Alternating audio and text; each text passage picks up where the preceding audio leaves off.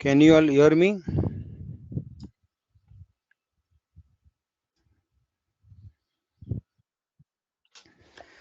अच्छा, आज 24 ही बच्चे हैं। मॉर्निंग क्लास में कितने थे?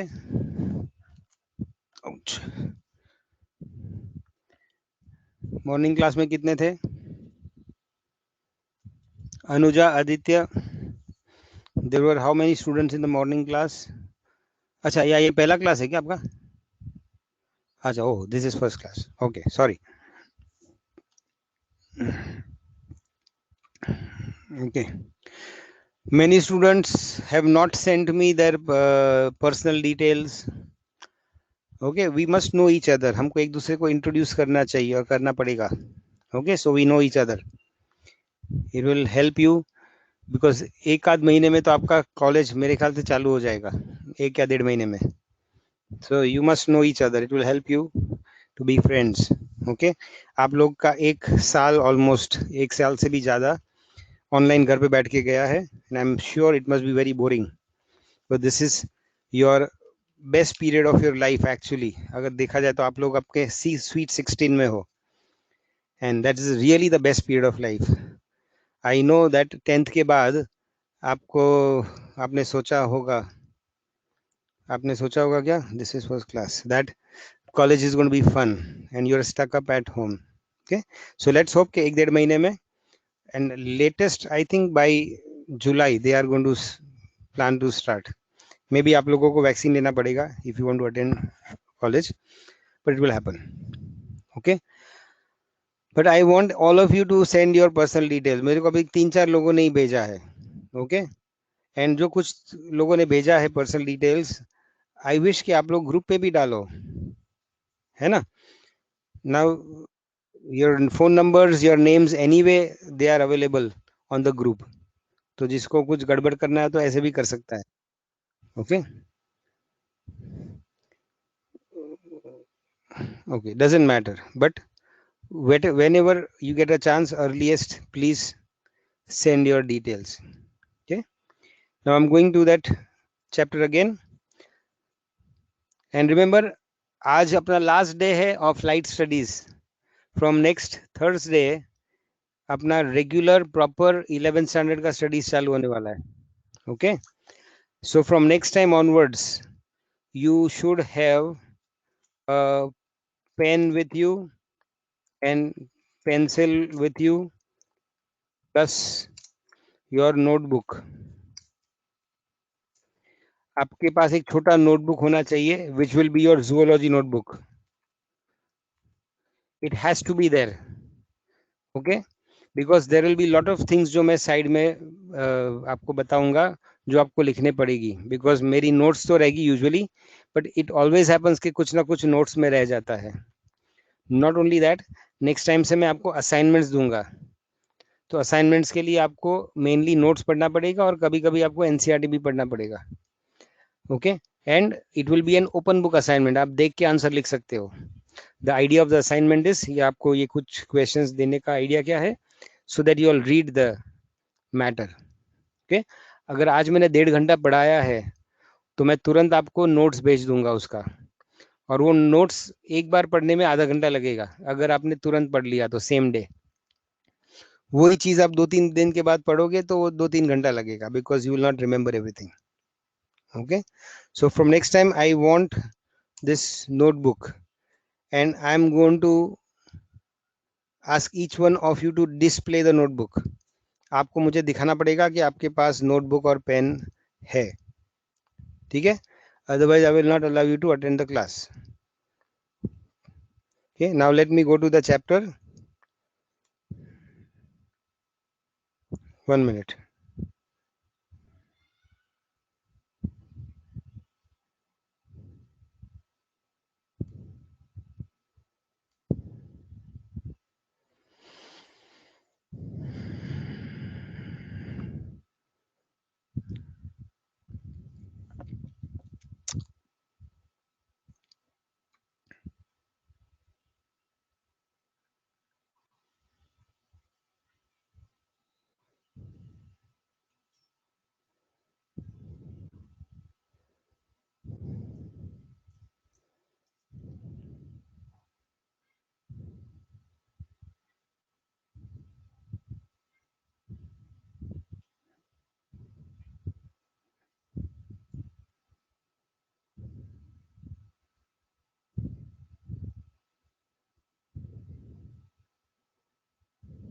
1 minute, I'm getting the notes.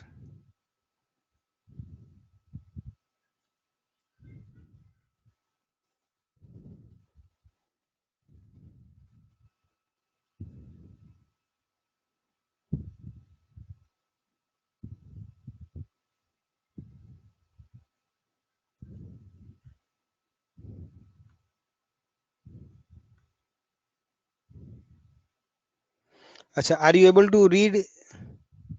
Sir zoology के लिए ओनली एनसीईआरटी चाहिए का, फिर एनी अदर बुक? नो, मैंने आपको बार बार बताया है, आपका ओनली बुक, इवन आप बोर्ड के स्टडी के लिए बोर्ड का बुक भी लेने का जरूरत नहीं है, एनसीईआरटी में से ही हो जाएगा। बट एनसीईआरटी इज नॉट, मतलब वो सिलेबस आपका पूरा एनसीईआरटी में से ही आएगा, लेकिन NCERT is not very easy to remember. जो उसका English is very high level and it is in an essay form. आपको जो क्वेश्चंस पूछे जाते हैं वो पॉइंट वाइज आपको आंसर करना होता है या एमसीक्यूज में आंसर करना होता है।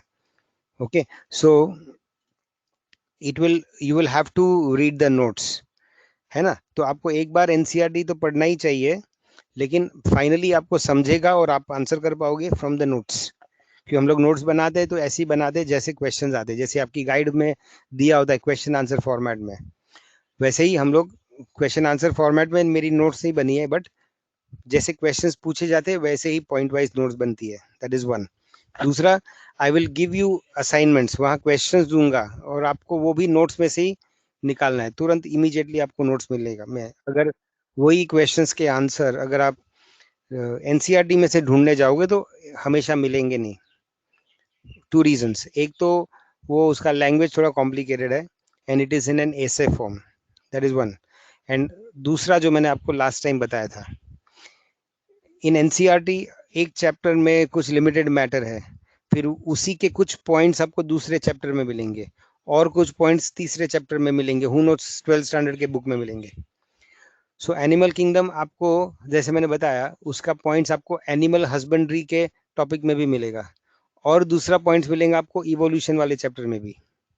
तो व्हेन वी टीच यू यहाँ पे and when we are giving you the notes, वो तीनों चैप्टर के टॉपिक्स और पॉइंट्स हमने आपके एनिमल किंगडम के नोट्स में डाल दिए हैं। Okay, which means what, notes में काफी कुछ ज्यादा होगा कंपेयर टू योर एनसीईआरटी का चैप्टर, लेकिन it will not be outside NCERT, it will be inside NCERT but may be from other chapters. तो आज नहीं तो कल आपको करना तो है ही। Okay, so it, NCERT will not be sufficient, you must remember that. Although NCERT is your syllabus, लेकिन एनसीईआरटी में सब एक साथ इंफॉर्मेशन देने हुए, थोड़ा इधर उधर दे दिए, है ना।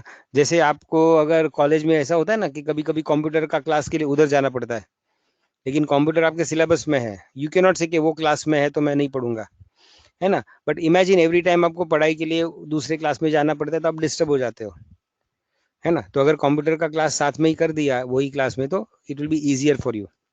So that is what I do in the notes. Okay, so next time I want all of you with your pen and pencil plus your 100 or 200 page note only for zoology, मेरे topics के लिए सिर्फ होगा वो, उसमें दूसरा कुछ नहीं होगा। And I am going to connect with your parents and I am going to tell them to sign, we are going to also have a meeting with your parents. Okay, so please पहले से systematic रहो, zoology बहुत interesting है और आसान भी हो जाएगा। ओके, सो एक आपको जो स्टडी करना पड़ेगा पहले will be my notes. Okay, second जो आपको पढ़ना पड़ेगा will be NCERT. Okay, third, you will have to solve my questions, solve questions which I give you.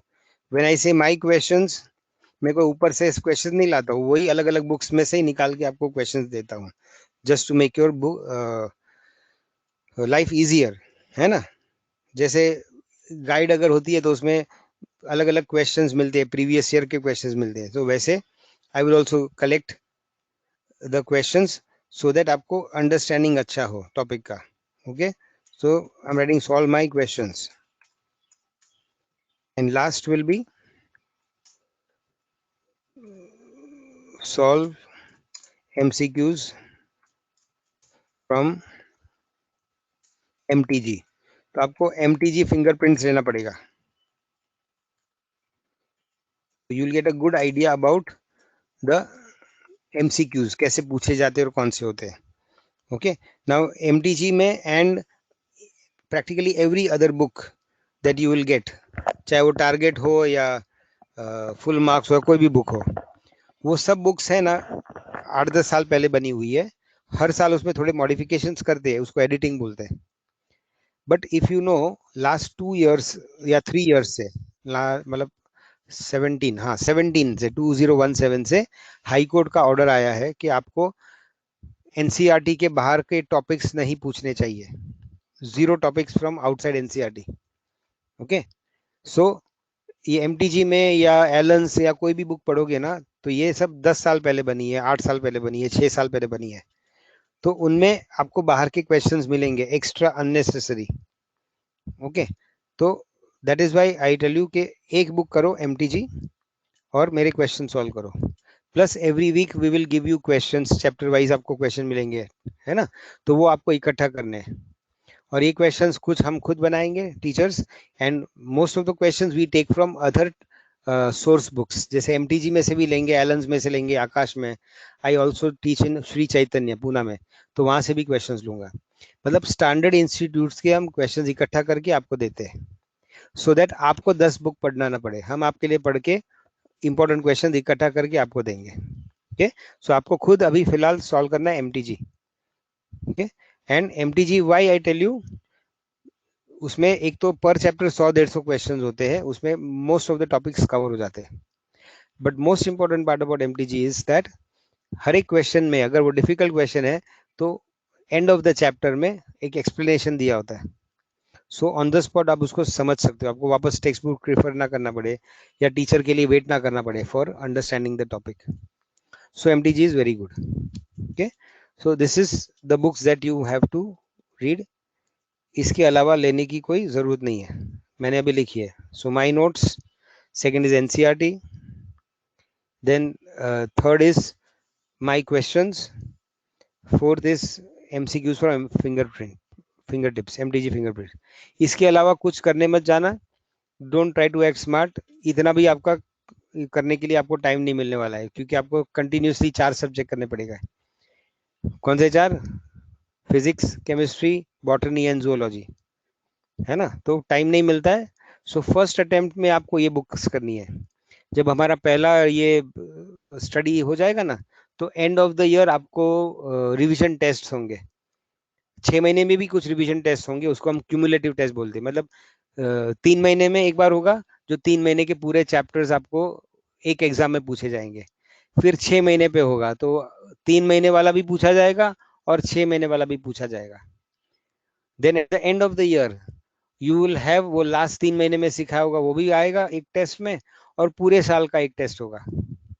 So when you do this cumulative test, या उसको grand test बोलते हैं, या FLT बोलते हैं, full length test, full syllabus वाला, that time you will have to read another book. अभी आज अगर फिंगर टिप्स किया, तो नेक्स्ट टाइम आपको बोलूंगा एलन्स का करो, और एलन्स के क्वेश्चंस आपके टैब में होते हैं.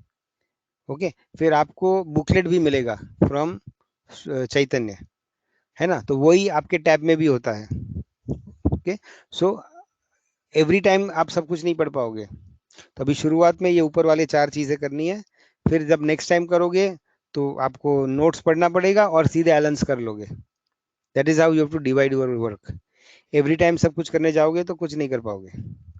Okay, now Ishita, I have doubt MTG fingerprints only. One book में बॉटनी एंड जूलॉजी दोनों कवर होते हैं. यस, चैप्टर्स देख लो ना आप. See in NCERT and in the CBSE board, या even in your SSC board, botany और जूलॉजी अलग नहीं किया जाता है, बुक में एक साथ में होता है. Okay, and in all there are around 38 chapters, botany और जूलॉजी का मिला के 11th और 12th करके. Okay, so botany and zoology दोनों कवर हो जाएगा. But for botany you have to ask Kalyan sir what he wants you to read. मेरे हिसाब से अभी प्राइमरी स्टडी के लिए शुरुआत में MTG काफी है, but that is my opinion is for zoology. Botany के लिए आपको कल्याण सर से पूछना है. ठीक है. So now I am going to other topics. I mean our topic. Share.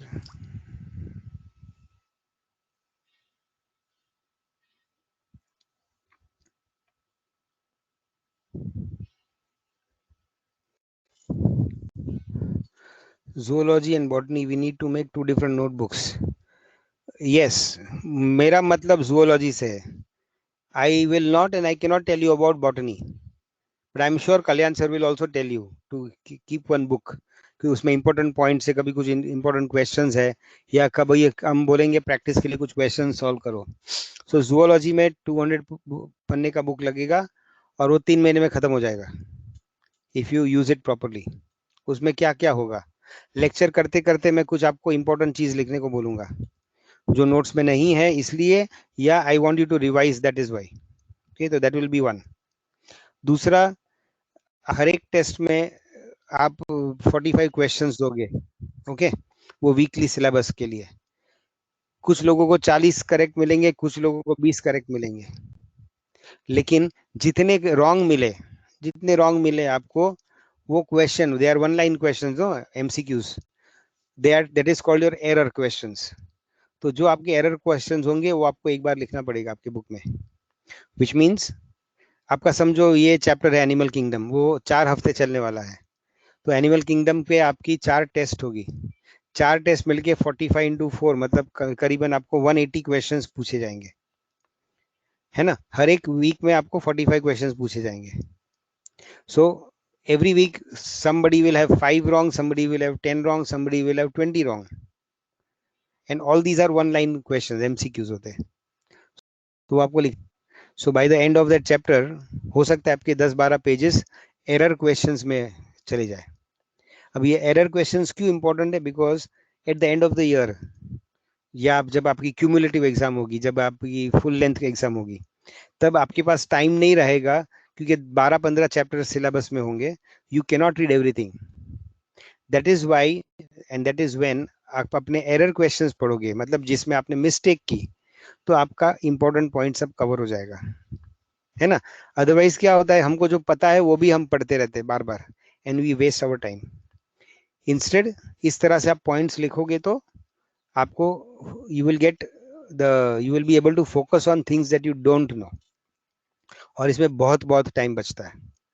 दूसरा, अभी से आपको फोल्डर फाइल लेना है, फोल्डर फाइल है. तो जूओ का एक, बॉटनी का एक, केमिस्ट्री का एक, फिजिक्स का एक. केमिस्ट्री भी शायद आपको 2 बनाना पड़ेगा, तो इनऑर्गेनिक और ऑर्गेनिक अलग होगा. तो आपके वो फाइल्स में अभी जो आपके क्वेश्चन पेपर्स आएंगे ना, वो आपको स्टोर करने पड़ेंगे. आपके ऑनलाइन है तो आपको ऑनलाइन आपको फाइल्स बनानी पड़ेगी, चैप्टर वाइज फोल्डर बनाने का, और सब टेस्ट चैप्टर का हेडिंग देके. समझो अभी एनिमल किंगडम है, मैंने आपको 4 टेस्ट दिया 1 महीने में, तो you should write animal kingdom 1, animal kingdom 2, animal kingdom 3, animal kingdom 4. ये आपको इकट्ठा करने हैं, है ना. बिकॉज ये जो 45 4 जो 180 क्वेश्चन होंगे, they are the most important question of your chapter.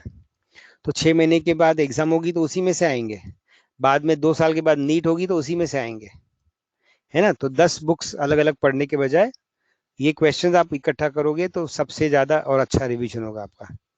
इसके अलावा I am going to tell you too, एक तो एमडीजी तो पढ़ना ही है, और दूसरा आपके सेकंड रिवीजन में I will tell you to read Allen's, Allen's का क्वेश्चंस.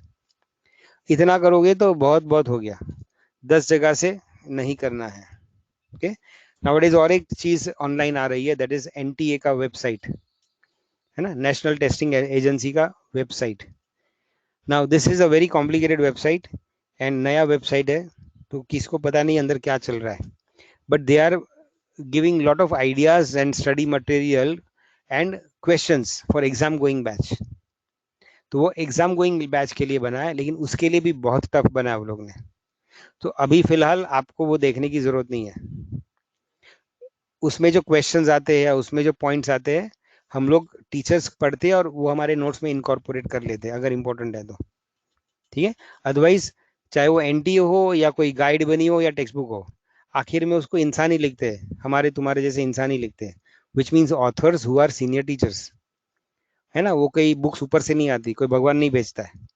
या सो वॉट एवर बुक है, वॉट एवर एलन्स जैसा इंस्टीट्यूट है, तो एलन्स भी चलता क्यों है, बिकॉज वहाँ के सीनियर टीचर्स उसको चलाते हैं। Okay, so here eight Chaitanya academy you got very senior teachers. कुछ लोगों ने बुक्स अपनी बनाई है, कुछ लोगों ने नोट्स बनाई है, कुछ लोगों ने अपना खुद का इंटरनेट चैनल बनाया है, जैसे एलन्स या कोई बनाता है ना। But everybody does not get the time और opportunity to do it. Okay, so please don't think Allen's का नोट्स है मतलब वो ज्यादा अच्छा है। आपको जो आपका टीचर सिखाता है that is best, because he is going to take it from all different books and all different materials and he is going to give you a summary. Okay, so please इधर उधर भटकने की कोशिश भी मत करना और जरूरी भी नहीं है। ओके, सो ये लेक्चर बाजी मैं एंड करता हूँ and I am going to start with the topic.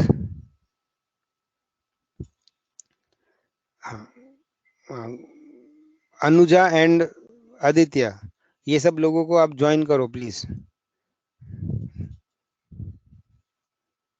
1 minute.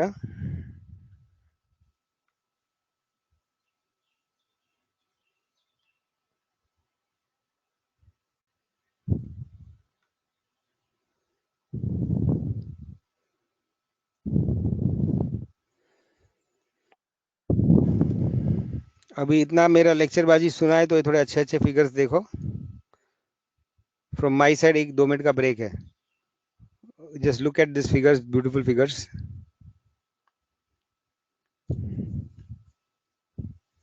Don't worry, I'm not going to ask you questions on that.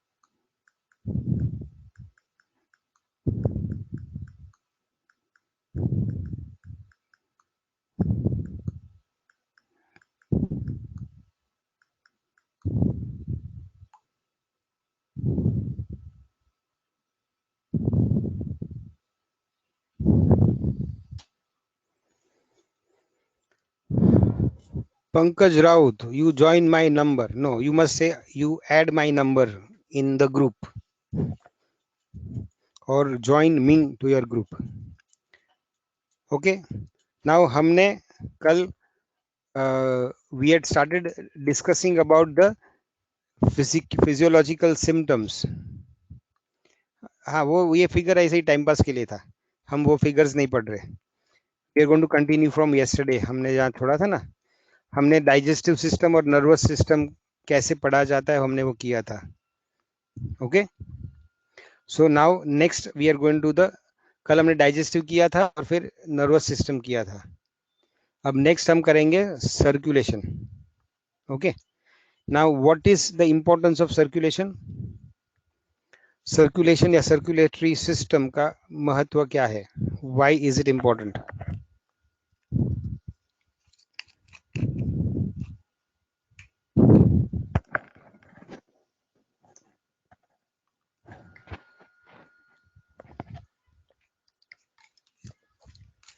बोलो, what is the importance of circulation or circulatory system in our body?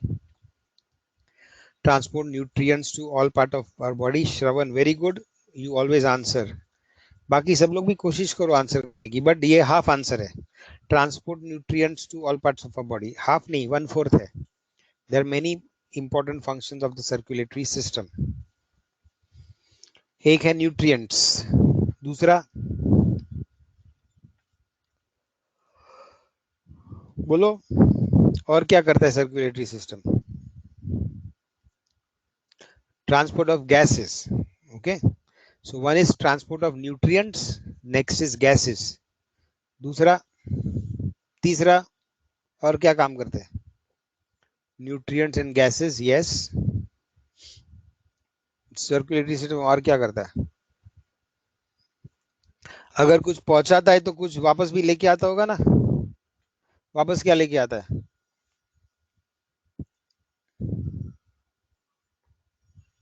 Sales and tissues तक oxygen and nutrients पहुंचाता है, तो वापस क्या लेके आता है? Waste. Okay, so it collects waste material and gets it back to the heart. जैसे कार्बन डाइऑक्साइड है, उसको लंग्स में लेके जाता है और वहां से वो एक्सहेल होता है, या अदर टॉक्सिन्स है वो लिवर को लेके जाता है और वहां से डिटॉक्सिफाई होता है. Okay, so one was nutrients, second was gases, third is waste material. और भी कुछ चीजें ट्रांसपोर्ट करता है जो बहुत जरूरी है. Yes, deoxygenated. There are other important functions of the circulatory system. बताओ. और एक तो आजकल बहुत इंपॉर्टेंट है, आजकल कोरोना के काल में बहुत इंपॉर्टेंट है. One function of the circulatory system, what is that?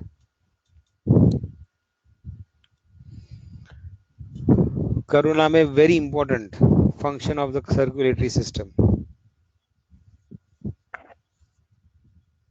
बोलो बोलो.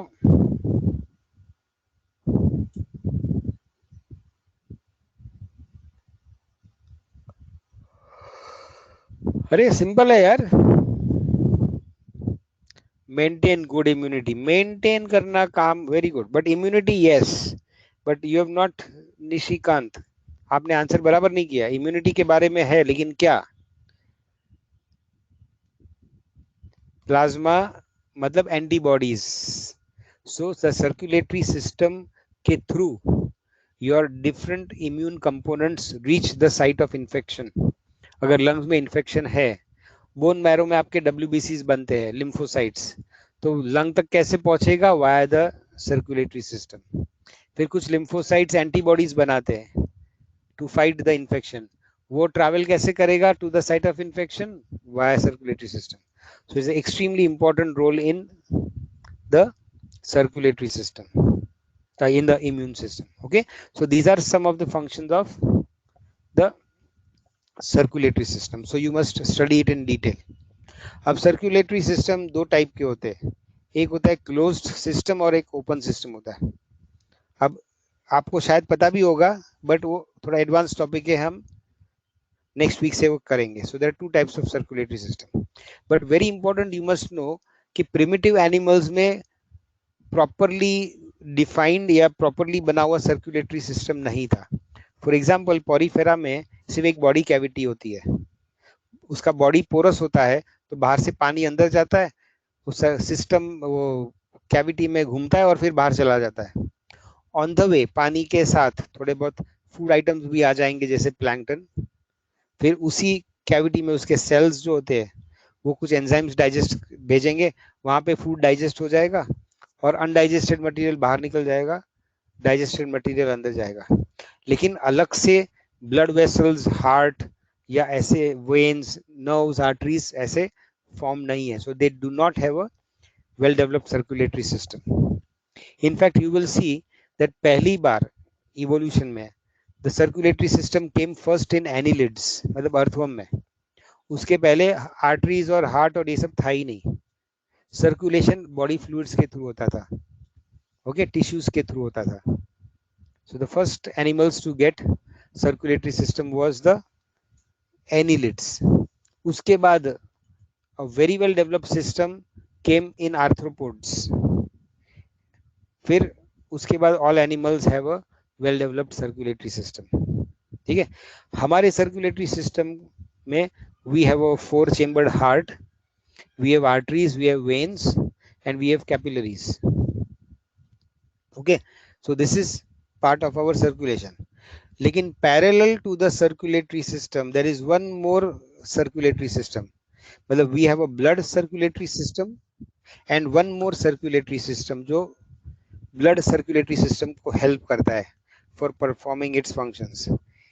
Anybody can tell me which system I'm talking about?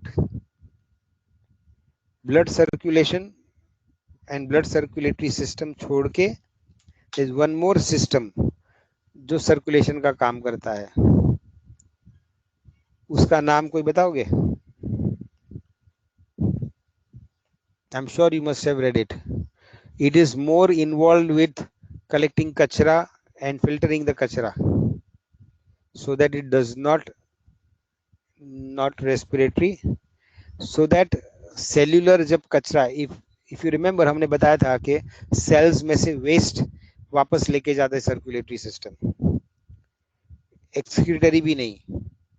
सुनो पहले, अभी सुनो जरा, I will try to give you hints. So nutrients gases वगैरह सेल तक लेके जाता है सर्कुलेटरी सिस्टम, फिर वो कैपिलरीज के थ्रू बाहर जाते हैं into the cells through the pores of the capillary by diffusion. अब वहां पे मेटाबोलाइट्स यूज हो जाते हैं, आपके न्यूट्रिएंट्स यूज होके उसके अलग केमिकल्स बनते हैं, जैसे कार्बन डाइऑक्साइड बनता है, लैक्टिक एसिड बनता है, तो दीज आर वेस्ट प्रोडक्ट्स. ये सब को वापस लेके जाना है, लेकिन उसके साथ में ये जो बेसिक सोल्यूबल वेस्ट होता है उसके साथ इनसोल्यूबल वेस्ट भी होता है, जैसे मरे हुए सेल्स होते हैं उसको डेड सेल्स बोलते हैं, या बैक्टीरिया होते हैं, वायरसेस होते हैं जो टिश्यूज में इकट्ठा हो गए, वो भी चले जाएंगे वापस सर्कुलेटरी सिस्टम में, तो फिर ब्लड के थ्रू पूरे बॉडी में फैल जाएंगे.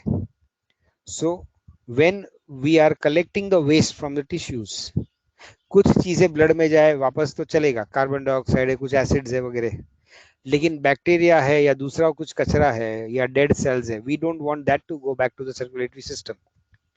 तो वो सब कचरा इकट्ठा करने के लिए, so that it does not go back to the blood, we have another parallel circulatory system जहां पे ये सब चीजों का फिल्टरिंग होता है, ये सब कचरे का, अनवांटेड कचरे का. उसका नाम क्या है? बोलो बोलो, मैं बताऊंगा फिर आपको याद आएगा, कोशिश करो. I'll give you a hint. It starts from the word letter L. The first letter L है, L. Which system I'm talking about?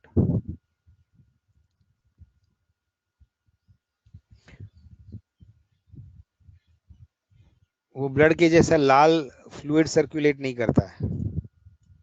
Very good, Korde, excellent. So we are talking of the lymphatic system.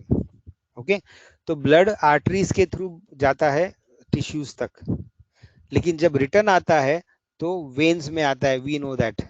लेकिन veins को छोड़ के there are other vessels which are called lymphatic vessels, tubes which are lymphatic tubes. So ये जो unwanted कचरा है वो lymphatic tubes में जाता है, और lymphatic tubes जहां जहां जाते हैं वहां पे lymph nodes होते हैं, lymph nodes. lymph nodes ऐसे छोटे छोटे कनेक्टिव टिश्यू के एग्रीगेट्स होते हैं जिसके अंदर एक फिल्टरिंग सिस्टम होता है, मैकेनिज्म होता है. ओके, तो वो जब कचरा उसके थ्रू जाता है तो वो बड़ा बड़ा कचरा अटक जाता है, dead cells, bacteria, and only the liquid will pass through and then it will indirectly go back to the blood. So you have a parallel lymphatic system which helps to filter out unwanted waste material from the blood. Okay, so वो भी हम सीखेंगे.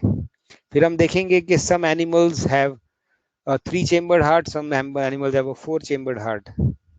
Okay, कुछ animals में जैसे fishes में blood जाता है to the gills for oxygenation, लेकिन mammals में और human beings में the blood goes to the lungs for oxygenation. वैसे frog में कहा जाता है मालूम है for oxygenation? Frog, if you remember, frog ठंड में भी सो जाता है और गर्मी में भी सो जाता है.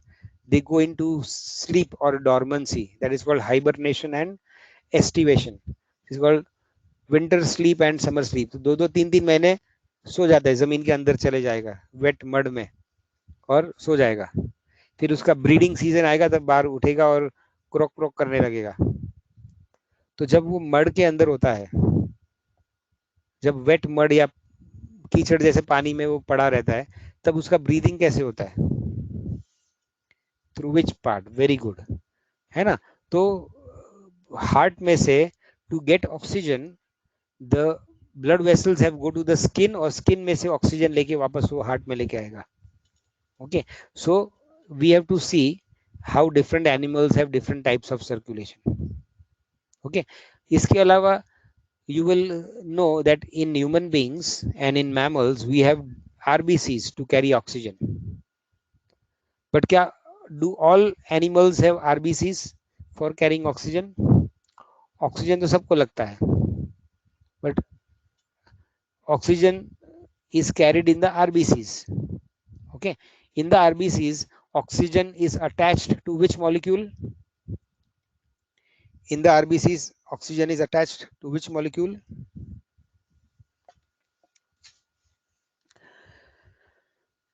आरबीसी में ऑक्सीजन जाता है रेड ब्लड सेल में, लेकिन वहां कौन से मॉलिक्यूल को अटैच होता है? कौन से मॉलिक्यूल को अटैच होकर ट्रैवल करता है? This is simple, yes, haemoglobin, HB, है ना. But all, do all animals have haemoglobin?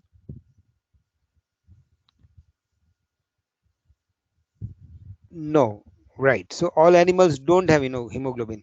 कुछ कुछ एनिमल्स में ऑक्सीजन प्लाज्मा में ही डिसॉल्व होकर ट्रैवल करता है. They don't have a oxygen carrying pigment like haemoglobin. Okay, अभी हीमोग्लोबिन रेड होता है क्योंकि वो it is a ion based compound, it is made up of ferrous ions, तो वो रेड कलर का होता है. लेकिन कुछ एनिमल्स में आप देखोगे that there are other pigments, जैसे क्रस्टेशियन, मतलब एक्वेटिक आर्थ्रोपोड्स, पानी वाले आर्थ्रोपोड्स में कॉपर बेस्ड कंपाउंड होता है for carrying oxygen. Okay, it is copper based, it is not made up of iron, so it is called haemocyanin, है ना. तो इस तरह का इंफॉर्मेशन अलग अलग फाइला का आपको स्टडी करना है in circulation. Fine. Next is respiratory system. Now like the circulatory system, all animals don't have a respiratory system also. कुछ एनिमल्स जो प्रिमिटिव थे वो पानी में ही पैदा हुए, पानी में ही जीते हैं. So they have to take oxygen which is dissolved in the water. Oxygen के बिना तो लाइफ नहीं चलेगी, तो ऑक्सीजन तो चाहिए, but they do not have lungs or they do not have a proper respiratory system. तो उसमें क्या होता है, oxygen will diffuse via the skin. उनका skin is made up of a single layer of cells, single layer of epithelium. So it is porous, sorry, it will allow diffusion of gases. So gases will enter, oxygen will enter, carbon dioxide will leave the body via the skin of the animals. ठीक है.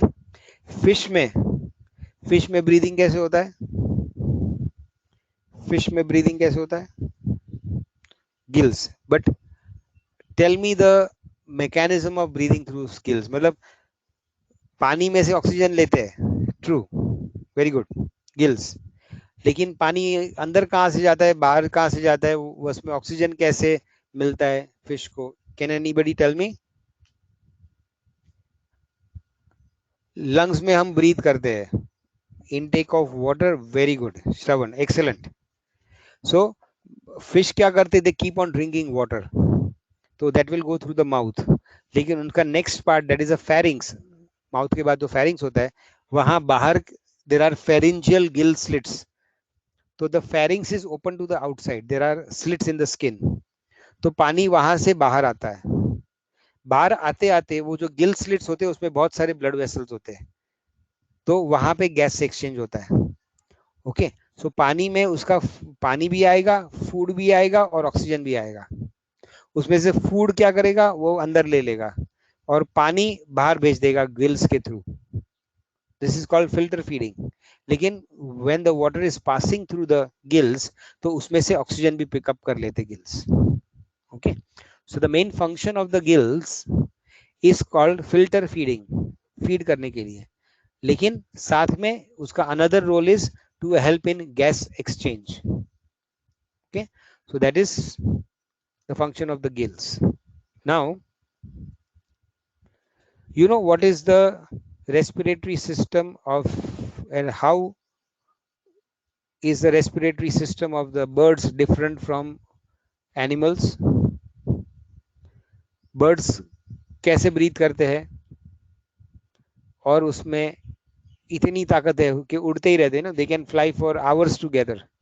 कुछ कुछ birds तो वो Siberia से आते हैं, राजस्थान में पहुंचते हैं, 10-10, 15-15 दिन continuous they keep on flying. For that they require a lot of oxygen. So what is so special in the breathing apparatus of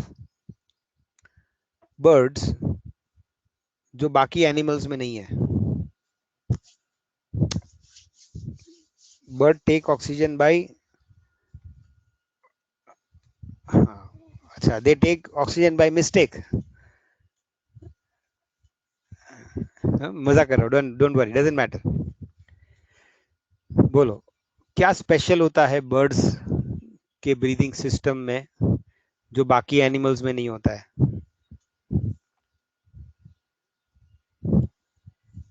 अच्छा मुझे ये बताओ, लोकोमोशन सबसे इजी कहाँ होता है, पानी में, जमीन पर या हवा में? लोकोमोशन सबसे इजी कहाँ होता है, पानी में, जमीन पर या हवा में?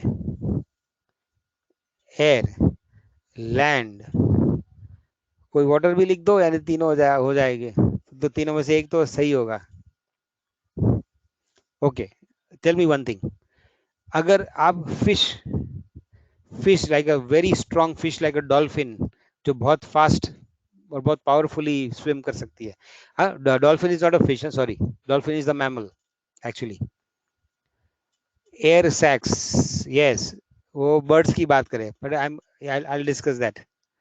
ओके, सो फिश, जैसे अब शार्क है, शार्क पानी में बहुत फास्ट स्विम करती है, उसको आप लैंड पे रखोगे तो क्या कर पाएगी, वो लोकोमोशन कर पाएगी? If you put a fish on land, क्या वो लोकोमोट कर पाएगी? नो. तो क्या आसान है, पानी आसान है या लैंड आसान है? Which is more easy, water और लैंड? Understood, water. ठीक है, अभी बर्ड को आप लैंड पे चलने को बोलो, चल पाएगा? Yes, depends on the organism. So birds who can fly can usually walk on land, है ना. लेकिन इंसान को बोलो उड़ने को, उड़ पाएगा? No. Okay, so in the order of ease, सबसे easy is water, next is land, and third is air. Air is more difficult, है ना.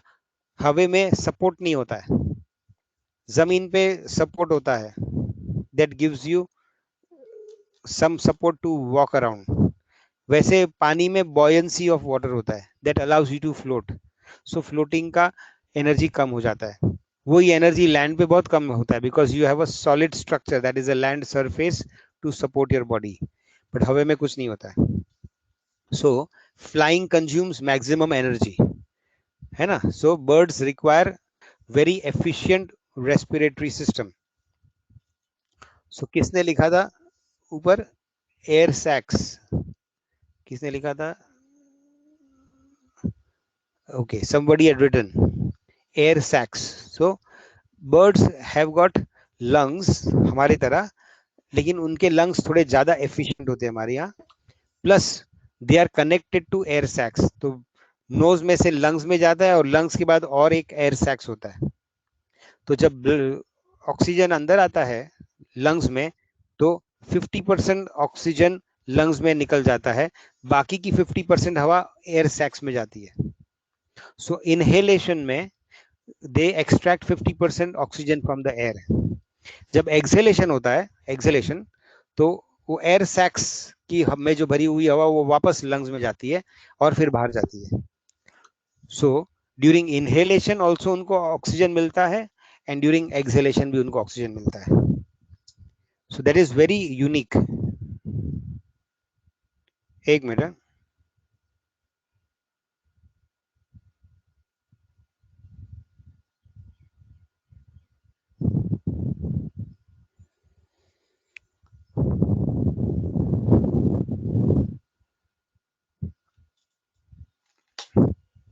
Okay, so that is very unique feature of birds. Inhalation में भी उनको oxygen मिलता है, exhalation में भी उनको ऑक्सीजन मिलता है. That is one. दूसरा, बॉडी उतना लाइट कैसे होता है, बोन्स उनके, बोन्स जो होते हैं they are hollow, they are called pneumatic bones, हवा से भरे हुए होते हैं. So their bodies are light. So that is why also resistance उसका कम होता है. बर्ड्स का हार्ट स्ट्रांग होगा या वीक होगा compare to mammals?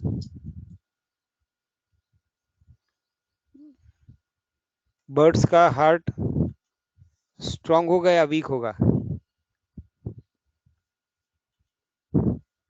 Very strong, very extremely strong. अगर आप उसका साइज देखोगे ना बर्ड का, स्पैरो, तो नेचुरली उसका हार्ट तो स्ट्रांग होगा, लेकिन उसका 1/3 body is covered by the heart. मतलब the heart is very big compare to the size of the organism. मतलब बर्ड के साइज के हिसाब से हार्ट बहुत बड़ा और स्ट्रांग होता है. हमारा हार्ट इतना बड़ा बॉडी में इतना सा है, फिस्ट है ना, बट कंपेयर टू दैट, मतलब our heart is around 50 times smaller than our body. 50 times smaller than our body. लेकिन बर्ड का heart is only 3 times or 4 times smaller than the body. मतलब अपने बॉडी का around 25% volume उसका heart ही occupy करता है. सो it is very strong. फिर उसके आरबीसीज, आरबीसीज का भी जो ऑक्सीजन कैरिंग कैपेसिटी होता है वो ज्यादा होता है. पर एमएल ऑफ ब्लड, पर एमएल ऑफ ब्लड अगर आप उसके नंबर ऑफ आरबीसीज काउंट करोगे तो सबसे ज्यादा बर्ड्स में होते हैं. Okay, so this type of differences हमको हर एक फाइला का देखना है when we do respiration. Okay, अब हम छोटा सा ब्रेक लेंगे. टाइम क्या हुआ है? 12:25. 1 बज देगा ना. So now we will join back at 12:35. 12:35 को will join and we will finish this remaining part of the animal kingdom का discussion. Okay, so we'll join at 12:35. All of you must again attend, but you can take a break. Don't leave your meeting, but you can leave the computer for 10 minutes. 12:35 को हम start करेंगे. Okay, thank you.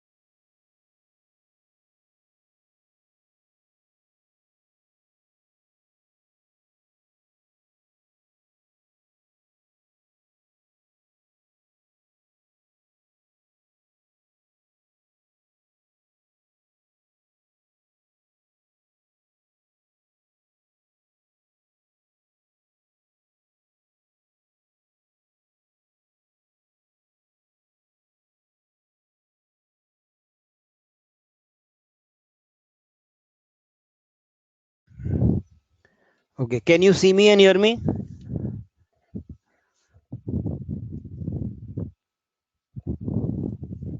Okay, now we will continue. अभी slide दिख रहा है? Can you see the slide?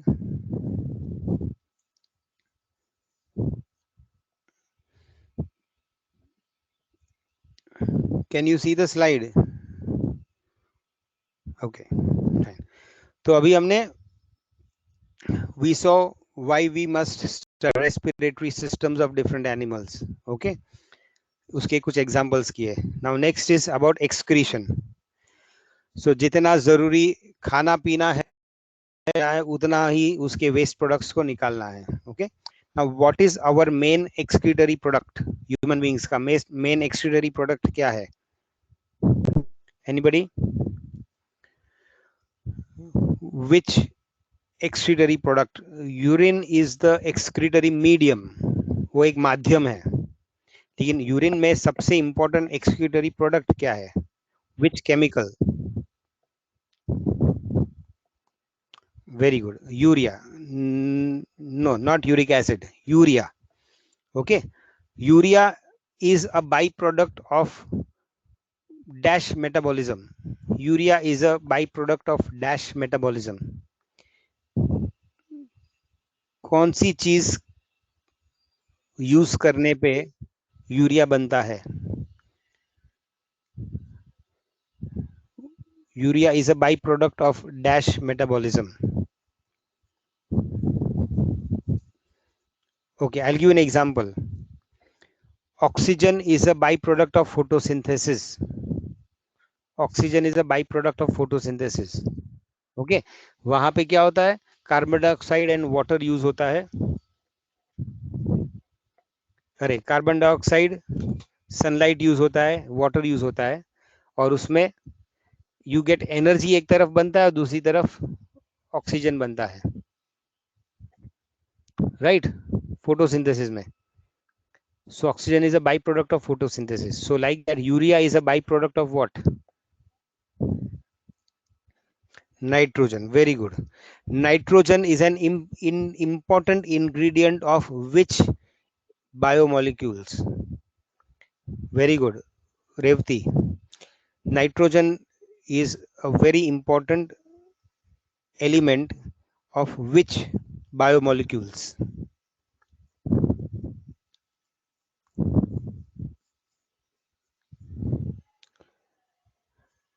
Okay, there are three very important biomolecules in our body. Which are they? Nitrogen, waste, वो तो already बताया. Which are the three most important biomolecules हमारी body में? Carbohydrates, proteins and fats. तो इनको जब आप metabolise करेंगे तो उनके वेस्ट प्रोडक्ट बनेंगे, है ना? तो नाइट्रोजनस वेस्ट किसके मेटाबॉलिज्म से बनता है? क्या चीज मेटाबोलाइज करने पे नाइट्रोजन वेस्ट बनता है? जैसे पेट्रोल मेटाबोलाइज करने पे गाड़ी से धुआं निकलता है जिसमें कार्बन होता है, ऐसे बॉडी में क्या इस्तेमाल? Amino acids and proteins. या so nitrogen wastes are a by product of protein metabolism. Proteins are very important for the body, और प्रोटीन के स्ट्रक्चर में कार्बन और नाइट्रोजन सबसे ज्यादा होता है. Okay, so very very important proteins. So अगर प्रोटीन आपका यूज होने के बाद उसके जो बाई प्रोडक्ट्स इकट्ठा हो गए, there are three types of by products of protein. One is ammonia, one is uric acid and one is urea. तो इसमें से अमोनिया बहुत टॉक्सिक होता है. अमोनिया बहुत टॉक्सिक होता है, but some animals don't know how to make uric acid and urea, so they make ammonia while they are using proteins and amino acids, है ना? लेकिन हमारे बॉडी में भी अमोनिया बनता है थोड़ा बहुत. Most of that ammonia is converted to urea in the liver.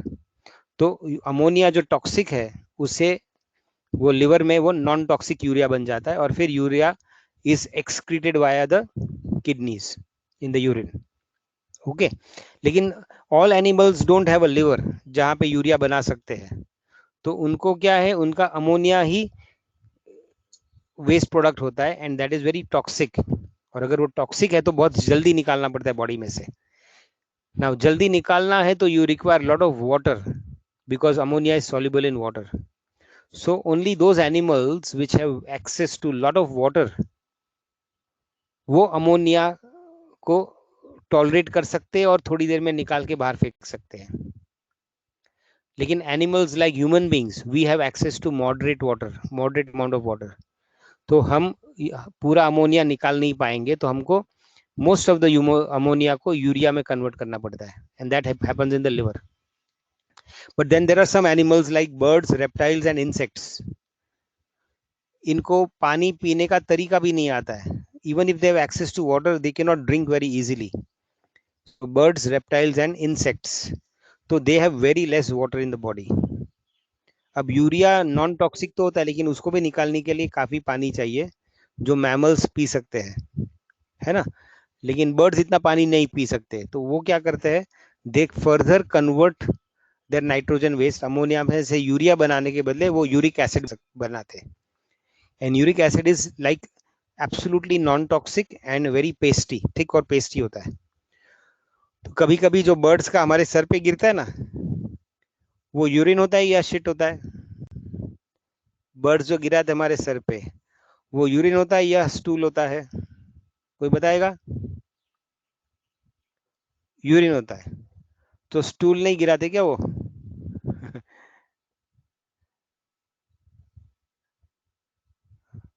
Stool नहीं गिराते बर्ड्स, खाते तो है ना, तो स्टूल तो बनता होगा। तो वो लोग जो गिराते हैं वो यूरिन होता है या स्टूल होता है? बोलो बोलो, सबके सर पे कभी ना कभी तो गिरा होगा ना, कभी देखा नहीं क्या? यूरिन था या स्टूल था? अच्छा, वाटरी होता है, पेस्टी होता है या सॉलिड होता है? वाटरी होता है, पेस्टी होता है या सॉलिड होता है? ड्रॉपिंग्स ऑफ अ बर्ड, बोलो। पेस्टी, है ना। That means it can be stool, okay, it can be stool, okay. But what if I tell you कि it is a mixture of urine and stool, it's a mixture of urine and stool. Do birds urinate, वही तो मैं पूछ रहा हूँ आपको, मतलब वो जो करता है वो यूरिन करता है या शिट मारता है? That is what I am asking you, and I am giving you a hint. वो दोनों अलग अलग नहीं कर सकते हमारे जैसे, वो दोनों साथ में ही कर सकते। ऐसे क्यों? They can do both together only, they cannot urinate separately, they cannot pass stool. Yes, they urinate and excrete at the same time. So urine and stool are separate or they are mixed before they come out? They are separate or they are mixed when they come out? Mixed, mixed कैसे होते हैं? How do they get mixed and why do they get mixed or where do they get mixed? In human beings and mammals mix हो सकता है क्या urine and stool? In mammals and human beings urine and stool mix हो सकता है? No.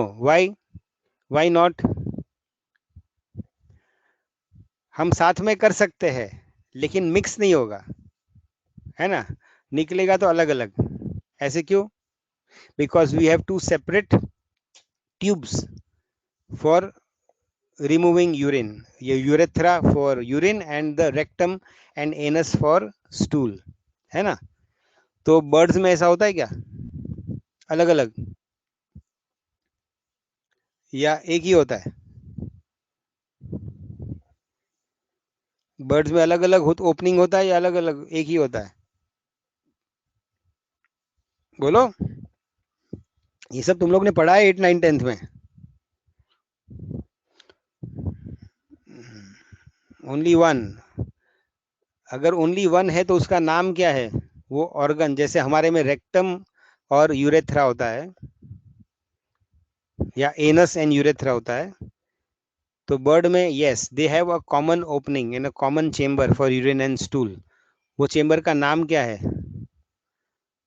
सो urine बनता है अलग लेकिन इकट्ठा होता है एक ही जगह पे, स्टूल बनता है अलग इंटेस्टाइन में लेकिन इकट्ठा होता है एक ही जगह पे।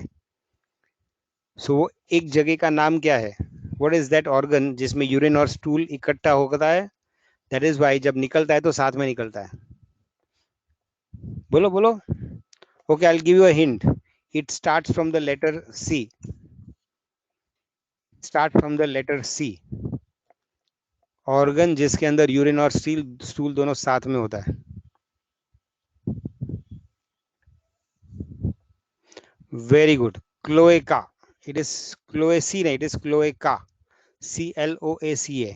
It is a common chamber, मतलब उसके पास किडनी होता है, यूरिनरी ब्लैडर होता है, और ब्लैडर में से डायरेक्ट बाहर यूरेथ्रा नहीं जाता है, उसका ब्लैडर ओपन होता है इन द क्लोएका। वैसे ही उनका स्मॉल इंटेस्टाइन होता है, लार्ज इंटेस्टाइन होता है, फिर हमारे में रेक्टम होता है, उनके पास रेक्टम के बदले ये क्लोएका होता है। सो स्टूल भी क्लोएका में जाता है और यूरिन भी क्लोएका में जाता है, और फिर क्लोएका का एक्सटर्नल ओपनिंग एक ही होता है, common opening. So urine and stool हमेशा मिक्स होता है। ठीक है, तो नेक्स्ट टाइम बर्ड ड्रॉपिंग करेगा तो सोचने का नहीं ज्यादा, यूरिन है या स्टूल है, दोनों आपको मिलता है प्रसाद में। So you should be very happy. Okay, now next. So इस तरह की चीजें आपको एक्सक्रीशन में सीखनी है। फिर locomotion, movement and locomotion. Okay, you know that some animals don't move like porifera, then some animals are free floating. Okay, कुछ एनिमल्स में सीलिया और फ्लैजेला की वजह से मूवमेंट होता है, कुछ एनिमल्स में मसल्स और बोन्स की वजह से होता है। Okay, now tell me which were the first animals to start moving very fast. जैसे हम भी दौड़ सकते हैं फास्ट, ऐसे which were the first fast moving animals evolution में? कौन से एनिमल्स? पिक्स। पिक्स मतलब क्या? What is pigs? I don't know what is pigs. Pieces? No. Fishes. उसके भी पहले. There are certain animals which can move fast, very fast. Okay, I'll give you a hint. वो थोड़े बहुत छोटे उसलिए होते हैं इसलिए हमको लगता है कि वो ज्यादा मूव नहीं कर रहे फास्ट, लेकिन उनकी साइज के हिसाब से वो काफी फास्ट मूव कर रहे हैं।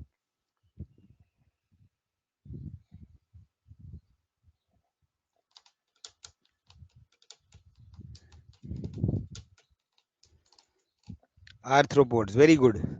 So arthropods, cockroaches, then fish-like creatures जो actually they are things like prawns वगैरह जो आर्थ्रोपोड्स होते हैं इनसाइड द वाटर। तो aquatic arthropods and terrestrial arthropods, they were the first animals जिसमें हमारे जैसे मसल्स आए, means skeletal muscles, fast moving animals.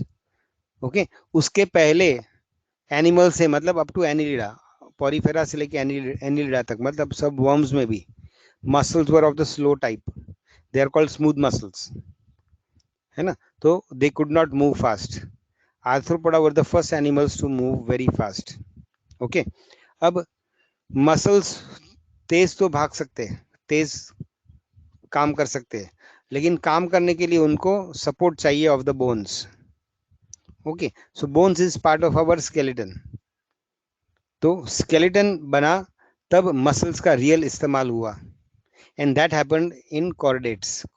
Chordates मतलब those animals which have a notochord, and notochord is a structure which is similar to a vertebral column, अपना जो backbone होता है, लेकिन बैकबोन से सॉफ्ट होता है। तो कुछ अर्ली कॉर्डेट्स में ये बैकबोन जैसा स्ट्रक्चर बना था, that is called a notochord, and some animals में नोटोकॉर्ड एडवांस होके वर्टिब्रल कॉलम बन गया इवोल्यूशन में। Okay, so chordates are those animals which are notochord, and vertebrates are those chordates जिसमें notochord और इवॉल्व होके एडल्ट में वर्टिब्रल कॉलम बन जाता है। So that is the vertebrate animals. So chordates and vertebrates, उनके पास एक एंडोस्केलेटन था, और वो एंडोस्केलेटन पे मसल का एंकरिंग होता है, मसल पे अच्छा पकड़ मिलता है, then they can exercise lot of force. They can move fast and they can move powerfully. And because of this feature, मतलब strong muscles, fast muscles and that endoskeleton होने की वजह से the chordate animals and the vertebrate animals could move very fast and with lot of force. So they could overcome other animals. They could defeat other animals in when they're trying to eat as prey or as predator. And that is why the vertebrates are dominating today's world. The most complex and the most large, the largest animals in the world are the vertebrates. Okay, that is about locomotion. Now, last thing for today, and that will be the end of our chapter. It is the different sexes. Okay, you know that organisms can be unisexual or bisexual.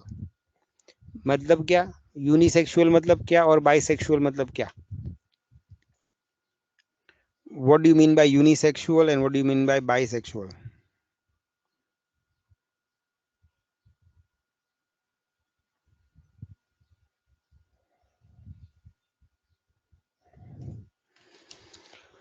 Unisexual मतलब one parent. Oh no, gadbad. No, big gadbad. Wrong. Om, not correct. Somebody, ये तो I expect you to answer. किसी ना किसी ने answer करना चाहिए. बोलो.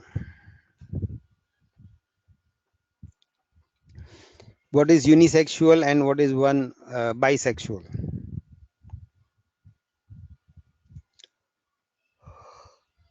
बोलो बोलो. Either male or female. वो तो ठीक है. मतलब क्या? What do you mean? Male मतलब क्या और female मतलब क्या? Pranav, you are male or female? Pranav, you are male or female? Why? Why do you say so? हमको कैसे पता चले?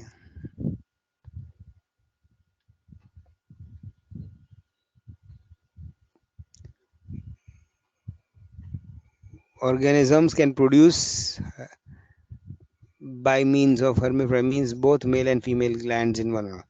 कौन से ग्लैंड की बात कर रहे हो? Aditya also correct. Raut Aditya good, but पूरा definition कोई नहीं दे रहा है.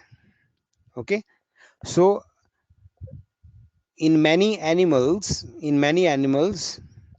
there are two sexes, and in some animals there is one sex. Now, what do you mean by sex? Sex means an organism which produces a gamete. Gamete means a reproductive cell. Okay, तो कुछ animals में एक ही gamete काफी होता है और वो ही progeny बन के वो मल्टीप्लाई होके बच्चा बनेगा और बाद में एडल्ट भी बनेगा. Okay, but in some animals एक गैमिट को दूसरा गैमिट का स्पर्श या टच जरूरी है. So you require two different gametes to make one zygote.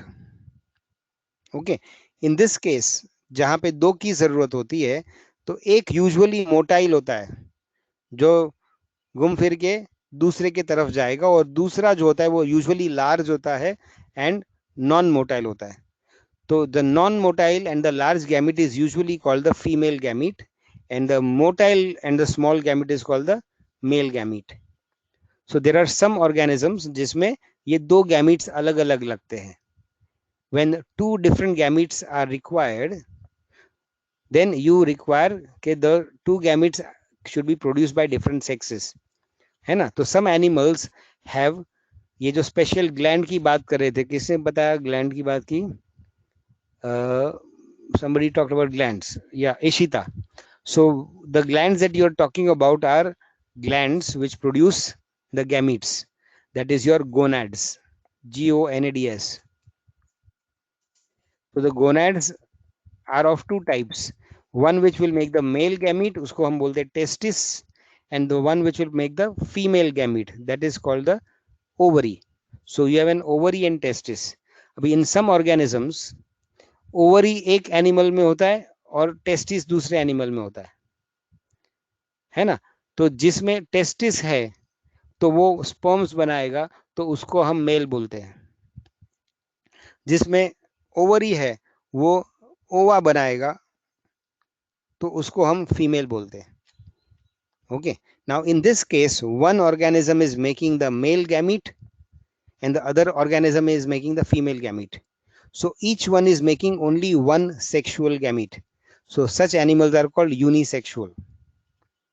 यहाँ एक को मेल बोलेंगे और दूसरे को फीमेल बोलेंगे, and you require both male and female to reproduce. However, in certain animals, वो मेल गैमेट की जरूरत नहीं पड़ती, एक ही फीमेल होता है, एक ही एनिमल होता है, और वो ऐसा गैमीट प्रोड्यूस करता है कि उसको it does not require another gamete, and खुद ही with the help of hormones or with the help of other chemicals, that gamete can develop and make the whole organism खुद ही. Such animals are said to be unisexual, but they are unisexual females reproduction on their own. ऐसे animals को भी unisexual बोलते हैं, but in this case क्या है, they don't require the mail sperm. तो इस तरह के रिप्रोडक्शन को क्या बोलते मालूम है, where the female can reproduce without the help of the male. ऐसे टाइप ऑफ रिप्रोडक्शन को क्या बोलेंगे पता है, where the female can reproduce, female will make ova और gametes, but it does not require the male gamete for fertilization. वो without fertilization ही अपना बच्चा बनाएगा. ऐसे एक एनिमल पे फिल्म भी आई है, वन बिग रेप्टाइल. कौन सी फिल्म बनी है मालूम है ऐसे एनिमल पे, where there are only females in the whole population, there are no males, and yet the female can reproduce without the mail.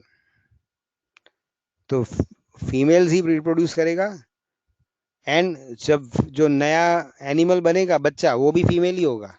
मतलब वो प्रजाति में, वो स्पीशीज में मेल होते ही नहीं है, there only females. Okay, so the female will not produce males. जो भी बनेगा वो वापस ओवा ही बनाएगा, और वापस उसको स्पर्म की जरूरत नहीं है. तो ऐसे प्रोसेस ऑफ रिप्रोडक्शन को क्या बोलते हैं पता है? I'll give you a hint. The first letter is starting from P. First letter will start from P.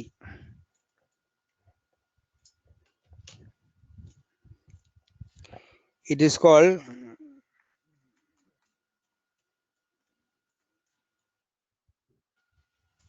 Parthenogenesis. Okay, और ये आपको दिखाया था इन द फिल्म गॉडजिला.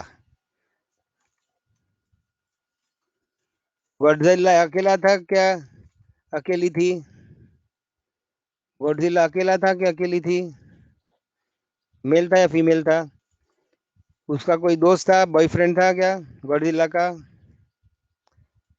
नहीं था. She was alone. She was alone, and there was no boyfriend, no husband. Okay, so there are, and वो कौन सा फाइलम का एनिमल था गॉडजिला, याद है? विच फाइलम, किसके जैसा दिखता था ज्यादा? Which phylum? Reptilia. Yes, it was like a dinosaur. So dinosaur मतलब रेप्टिलिया. तो देर आर, आज की तारीख में भी there are lot of reptiles, snakes etcetera who can reproduce by parthenogenesis. So they are unisexual, but in the whole, है ना? तो मेल्स को ज्यादा होशियार समझने की जरूरत नहीं है, फीमेल्स अपना काम खुद कर सकते हैं. Okay, so very very important, females are more evolved and more developed than males, है ना? Males can not reproduce on their own, but females can reproduce on their own. Very important. Okay, अभी अपना class हो रहा है. So next time remember, I want your books, notebooks, pen and pencil. अगर हो सके तो colourful pens and pencil also. And without pen and pencil and book, I will not allow you to enter in the class. ठीक है? तो see you, bye bye.